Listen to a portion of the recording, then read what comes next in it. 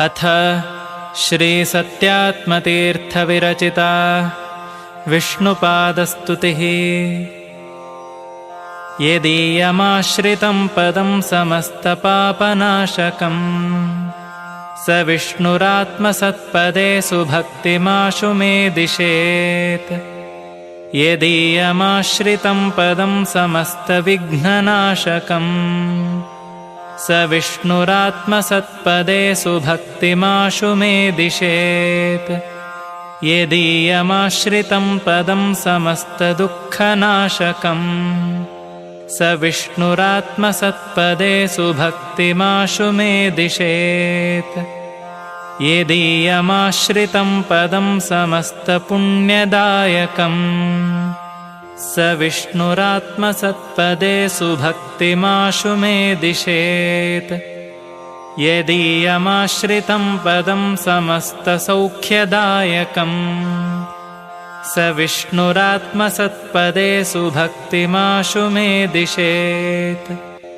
यदीयमाश्रितं पदं समस्तभाग्यदायकम् स विष्णुरात्मसत्पदे सुभक्तिमाशु मे दिशेत्। यदीयमाश्रितं पदं समस्तशास्त्रबोधकम् स विष्णुरात्मसत्पदे सुभक्तिमाशु मे दिशेत्।